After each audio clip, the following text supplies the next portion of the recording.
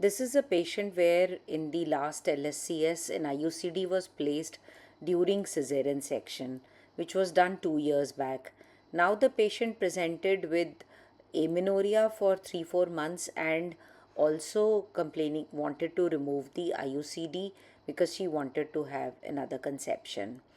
When the amenorrhea was investigated, it turned out to be that it did not respond even to meprate, and there was no bleeding after that also.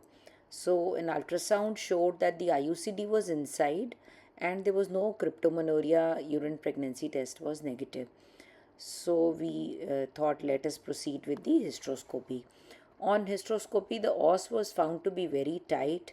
Internal os had adhesions. The sound also could not be negotiated through the internal os. So, operative hysteroscope introduced, and the adhesions were cut with the help of scissors.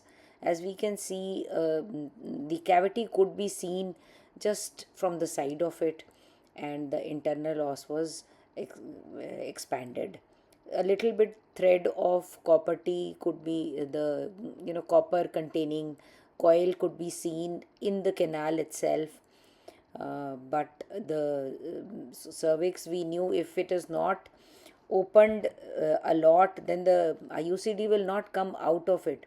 So the internal os was expanded by multiple cuts at the internal os, and then and only then a hysteroscope could be introduced inside.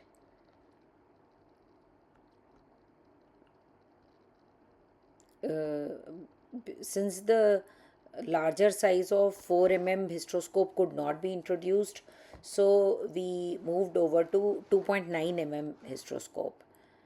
And after the opening of the internal os, we could then negotiate through the canal, and the cavity was seen which had the IUCD in place.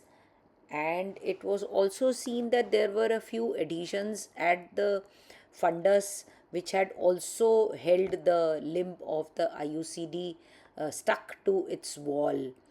Here, here at this cornu, near the left cornu, the limb of the IUCD was adherent in the adhesions itself.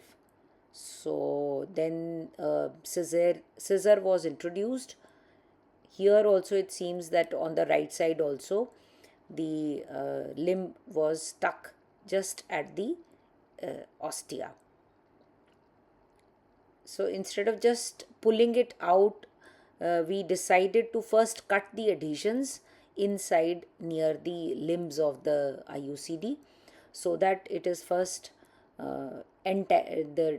disentangled, and then it can be pulled. Otherwise, it can result in breakage of one of the limb, and only partial removal could be possible after that.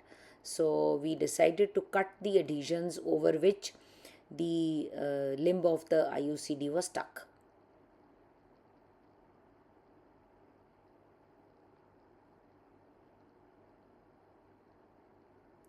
Once the adhesions are cut, the limb is released from all sides. We can see it is very near the cornu, and adhesions were formed. Probably, maybe she must have had some infection a little while back, so which has actually fixed the IUCD to position like this.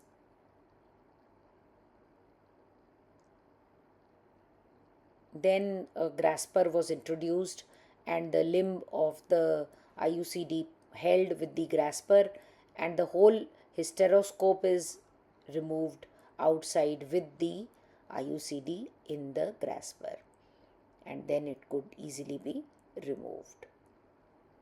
Thank you so much.